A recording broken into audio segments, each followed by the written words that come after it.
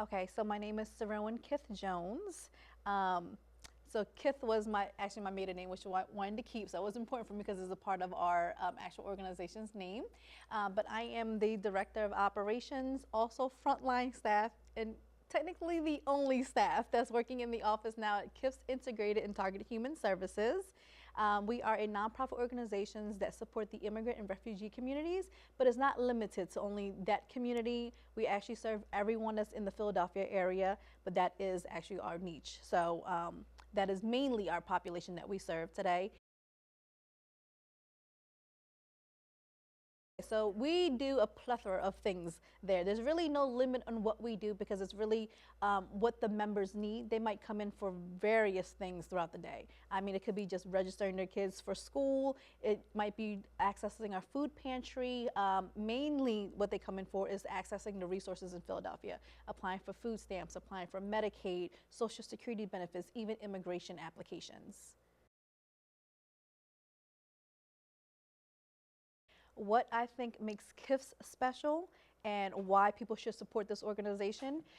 One is because really we do what a lot of organizations don't do. We really meet the members really where they're at within that community. We have open access door. Members come in, get one-on-one sessions. So we provide them with that really I want to say the special attention that a lot of nonprofits might not have because of the capacity. Even though we're just one person, we do have a member list of 400 individuals that we support within the year. So what makes us special is really it's the ability for us to actually engage our members and make sure that they do actually get the resources that they need. I know that sometimes we run into places that, you know, it might not be as resourceful as they say they are, or, you know, it's really hard to access different resources, but what makes us special is we actually achieve the goals that we set for our members or that they set for themselves. And why you should support us, because we're really supporting a community that is really low income, that lacks the resources and benefits. And so anything that comes into our organization goes right back out to the community. So nothing is held, nothing, really our staffs are basically volunteering their time actually for the wages that they're actually getting paid. So what makes us special is everything we get goes right back out to our community. Okay, so KIFS, yes, we do offer a diverse programming and resources here at KIFS. And what I'm mostly involved in, so like I said, I'm the only staff member that works there currently that serve our members. We're there 5 days, to 4 days to 5 days out the week, and sometimes I work on weekends. And the programs that we have, I can list them out. So we have a KIFS kitchen and garden, where we have a concrete garden in the back of the office, where we have fresh fruit and veggies for our members. And we also have a pantry where it's an emergency pantry for members that really can access up to 3 times out the year for emergency food resources. We also have a genocide to table side, which has really been in development for the last 2 years, but really has bloomed. It is a therapeutic aspect of our programming where it is for specific Cambodian members, identified Cambodian members who might have some trauma and would like to communicate that within a group setting. Also, not just trauma, but you know, just therapeutic needs in a group setting. And we also do the resources coordination, which is the main aspect of our programming. That is where we access the resources for them. It's really not limited to anything. It's really what resources you're looking for. We do a needs assessment, and then we help them access that resources. It could be housing, it could be food pantry, it could be really anything. And what am I involved in? I am the only person that does all those services. So I'm really there, and my hands are in every single pot. My education in business administration and in occupational therapy has definitely played a huge role in what I do today. It really gives me that well-rounded aspect and understanding of how a person operates. So in business administration it's all the background stuff, all of our financing, all of our organization, all our database, that that's required in order for me to make sure that I manage in our operation aspect, right? So that business aspect really keeps our office really going on a logistic aspect. And the occupational therapy really is, well, my actual concentration was older adults. And our concentration here at KIPS, it is family, but most of our members are 55 and older. So I'm dealing with actually older adults. And so that science aspect of really trying to communicate with a person and how the mind works and how the body works and how you kind of really meet the person as a holistic view, because occupational therapy really addresses a person holistically. And so that really brings the ability for me to look at a person a holistic point of view. Okay, so that's probably one of the most important things. It was my sister and I were sitting at a dinner table at 14, 15 years old, and my sister and I have been very involved in the, not the raising of my parents, but supporting of my parents. They were both refugee, came here speaking no English with no money. So it was really our job, really at a very young age, 8, 9 years old, we were writing out bills, we were calling bill collectors, we were making sure the bills in the house was getting paid, we were reviewing the mail, we were taking them to their doctor's appointment. So we were helping in the parenting of our parents because they didn't speak any English. So when we opened up KITH, our mission was we didn't want other kids and families to go through what we went through. It was really hard going to school, learning the English language, and supporting your family at 8, 9 years old. So our mission was to be able to be a resourceful organization where families can come get those resources in order, because there's not, who are they going to connect with, you know? And I knew that no one helped my parents during that time. It was us. So if we had an organization like ours when I was growing up, it would have been so helpful. And that was our main goal for starting KITHS, is to be the resources that we needed when we were younger. So the biggest challenge as a director of operations is grant funding. We are competing with large organizations that have been open for 40, 50 years. We are fairly considered new, a baby organization. We've only been open for 8 years. Even though I feel like after 8 years, our impact has been huge. The work that we do is very impactful, and you know, our members really value what we do. But when you're competing for those services and those funding to keep your organization open, sometimes it's not about what you do, it's about who you know, how long you've been open. You know, people have been getting grants, the same grants for the last 10, 15 years. They're going to continue to get those same grants. Not because they do better work than us, but they're familiar to the grant and the funders. That's our biggest challenge. The biggest challenge for our outreach really is where let's talk about outreach from the aspect of getting staff to come into work. The reason why I'm the only staff member is really hard to get someone that speaks the language and also understands the community and the culture. We have been going through a really rough time trying to hire staff members in order to support the programs we have because of the language barrier, the cultural barrier, and also like a lot of our time. You know, a lot of our younger adults are seeing bigger things. Social work is really not a hot list of things that they really want to go into in as career-wise, which, you know, social work and or nonprofit is not for the weak. It is not for someone who wants to get rich, and it's not for someone who wants recognition. Is the work you do, and it's seen through other communities.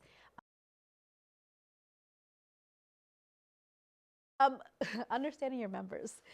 So my members are very hands-on. They need everything, and everything needs to be handed to them, and everything needs to be step-by-step process. So if you're not used to speaking or communicating with a member who needs continued support throughout one whole process, I can say this, one Asian member is probably 5 American members and working. And so if I'm doing an hour with my English-speaking member, I'm doing about 5 hours with my Cambodian-speaking members. So that's the difficulty in that. Yeah, my personal goal and KIP's goals align. You know, this is my baby. It's not just a nonprofit organization that I work for. We found it, we developed it, we've been building it, we've been growing it, my sister and I, with the support of the community members. And we have an awesome grant writer who has come on board and really technically works for free for us. So one of the stories that always goes stick in my head, I have a member who is from Cambodia. He's been apart from his family for the last 13 years. He's been working here and he's by himself. He lives actually across the street from our organization, so I see him absolutely every single day. But he has really difficult medical complications. And so he comes in every single day. One day he's been missing. His doctors reached out to me because they were unable to contact him on the phone.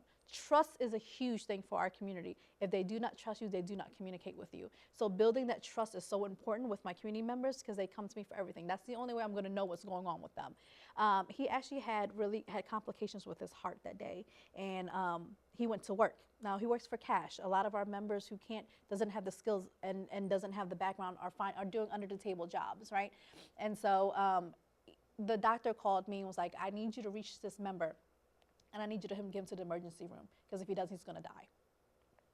And mind you, they have tried calling him 10 times that day, right? And I knew that, okay, he's probably working at he does the packaging job. So I called him, I said, I need you to go to the emergency room. It is really, really urgent that you go now. And he said, I've been feeling dizzy all day today. So I'm communicating while he's on the phone, going to the doctors. When he gets to the doctors, I'm on the line the whole time. So 24 hours, I'm on the phone with him. He had to go through surgery and get a heart stent. So the doctor said if he did not make it that day, he would have been dead. So it just sticks with me that this is the reason why we have to be available. And it might not be I need to get him food stamps, but it's just this type of communication and this type of support that, yes, I probably went over my boundaries on being on the phone with him 24/7, but he had absolutely no other support. Who was going to communicate with him while he's in the hospital? Who was going to comfort him? So this just reaffirms why we exist and why I do what I do today. My favorite is, of course, resource coordination, because really seeing the joy of family that's so stressed out and not having any benefits and coming and it's not like, I'm not usually their first stop. Let me tell you, I'm usually their last stop. After they go to someone else and they done mess up their application or they've been given the runaround, they come to me and I said, why didn't you come to me in the first place, right? You know this is stuff I do. And a lot of the members are new to me when they come after they messed up. They're usually sent to me through word of mouth. We don't do any type of advertisement or marketing because our members do not read Facebook or IG, right? So whoever comes to our door is because they heard it from another member. My favorite program is resource coordination, knowing that they're getting that resource that they need because they might not have a meal that month and they finally came to me and finally got through after submitting 5 applications for food stamps, or their Social Security has been denied for the last 10th time and they finally come to me and I finally succeed for them. The joy of them having that lesson in the financial stress and stress in their life is just, that speaks volumes to me. Okay, so where do I see KITHS in the next 5 years and what events and opportunities do I see in our future? The next 5 years, I do see us growing into more of a multi-service. We're going to be pivoting more. I've been communicating this with my staff. We want to provide more services that are going to be well-rounded because I don't want my members to go from here to there to get their services. So we're trying to be more encompassed in all of our services, want to add maybe the home care aspect, maybe more resources such as notary and things like that. So we're trying to add more things into our services outside of the community work, but more services so that it can be a one non-stop shop. That's where our goal is. And of course, growth, more staff members, more interns, more volunteers. I'm hoping that's for our future. Events and opportunities, we are trying to get better in our fundraising. Engage more of the community. I would love to, one big event that I want to plan and is my goal for next year is to have a block party, to have a shutdown, because back in the day when I was growing up, that block that we opened our office in used to have a block party every single year, and it hasn't happened in the last 20 years. So I would like to bring that back for the community members so they could feel some hope that there is a future, that we do see them. Their voices is not hidden, and that that community exists. That's where I see our future at. So the city of Philadelphia really helps us with the resources. We make sure that we stay connected to different organizations, the health department, the school district of Philadelphia, in order to make sure that we're able to access those resources for our members. So it really helps us guide us in that process. Okay, we are trying to get more into the therapeutic sector of it, and the city is going to be helping DBH, IDS, CBH and stuff. A part of the city has really been a guiding for us on how we can move towards that step of the process. So it's really getting those resources that are for the non-immigrant and refugee communities that already exist and bringing it into our community, and that's how we've been using them. That is so important. So a lot of individuals my age, a little bit older or a little bit younger, do not speak the language. So I've really been blessed that I feel like I've really developed a strong, affluent ability to speak the language. And it's really surprising to folks because, like my sister myself doesn't speak the language that well. She just knows certain words and can do conversational sentences, but it's really given me that respect I have, how difficult it is to interpret and to communicate with your community members appropriately. So for me, that really built up a lot of confidence for me. Since I see them every single day, I really have built the ability to eliminate that language barrier, which has been huge for me, and it really have opened a lot of doors for me too outside of that. So I really appreciate that. And really that's that growth, that growth and that grace I give to our community members. They're refugees and they're immigrants who came from, you know, war-torn countries. So giving them that ability to vent, to understand their trauma has really supported me in giving that grace to our members. So when they come in angry or when they come in upset, I know where that stems from. It's not towards me. So being able to work with the community and understanding where they came from has really, you know, has really built me up as a person and allowed me to work with this community appropriately, my community appropriately.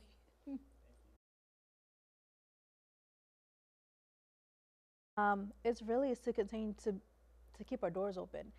Every day we're fighting to make sure that we can pay the bills and keep our doors open for these community members. We know how important it is, and sometimes it's not in the cards.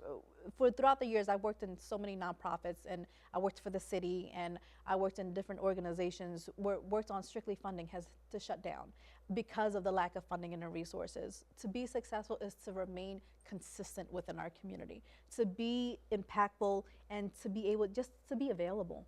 And I think that's the biggest thing for me, is to be there for the community members and to be a resource that they can count on. And we don't want to like, oh, when we first opened up, we were in the negatives. I had to work 2 jobs along with my sister to pay that bills. So, and I would work from 6 o'clock to 9 o'clock every single night to support our members because we couldn't work during the daytime, we had to work. So for us is just to continue to have the funding to keep these doors open and to be a consistent resource in the community.